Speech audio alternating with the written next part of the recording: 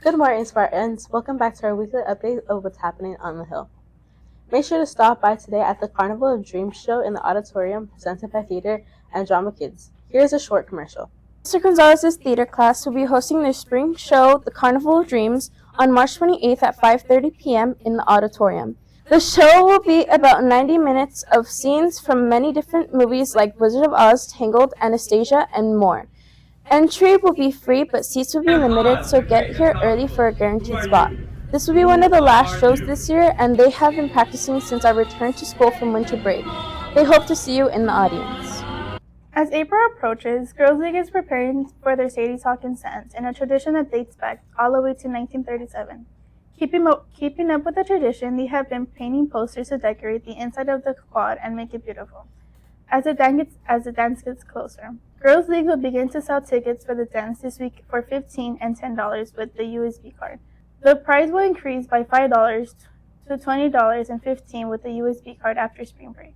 For anyone unsure what to wear to Sadie's but ready to start shopping during spring break, here's a suggested color palette shared by Girls League.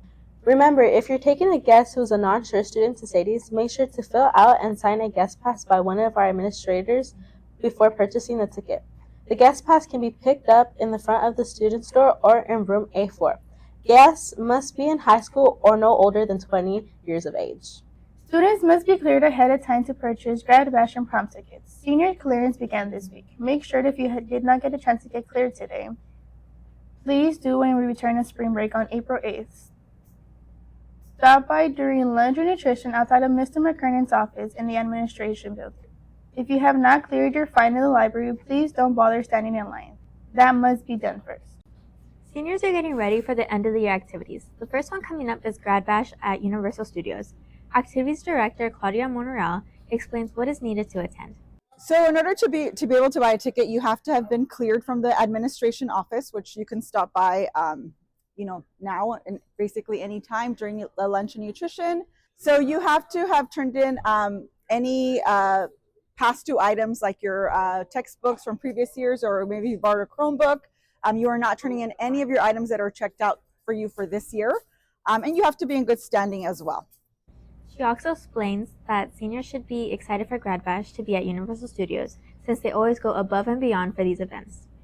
So on Grad Bash, I think you should expect a lot of fun. I know that we have gone to Universal in the past. We haven't been there in a few years. It's since before COVID. I was actually able to experience it last year.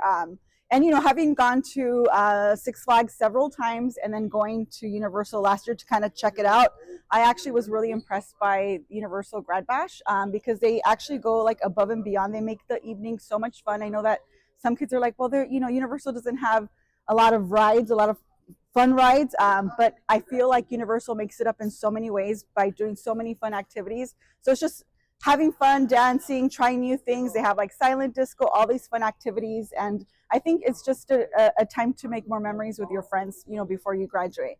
Also be sure to remember the tickets will not be sold after April 10th, which is only 2 days after we get back from spring break. So just make sure that you purchase your ticket, by April 10th. After that, we will not be selling any more tickets. I will be sending the payment to Universal, and then that's that. So just keep track of all the dates. This week's Athlete of the Week is Ismael Flores and Kayla Rodriguez. In the softball game last week, with the win of 21-0 Alhambra and 9-0 over Bell Gardens, Kayla batted .500 for the week. She was 4 of 8 with 3 runs scored. Kayla had 2 doubles, a triple, and 4 RBIs in those combined games. Kayla has also been outstanding on defense for the team at shortstop with 0 errors in 13 games. Ishmael has been one of the top golfers all season, with the second best average of the team this year so far. Last week, he had the best team average in both matches. Ismael intended extra weekend practice to get familiar with other league golf course. Even as a sophomore, he has been a team leader. The boys' golf team is here to share insight on how their season is going. Captain Andrew Toll shares that an achievement that made him proud of his team is when he won against Downey after they had previously lost against him. The achievement that made me the most proud of my team is when we lost to Downey once here, but when we played them next week, we won against them. Senior Noah Cerna shares that when it was raining and thundering, he played his best game. It was raining and like there was thunder and the 48 game, like my best game ever. So it was kind of like a sign that I guess that I was gonna do good. And that's what's happening on the hill.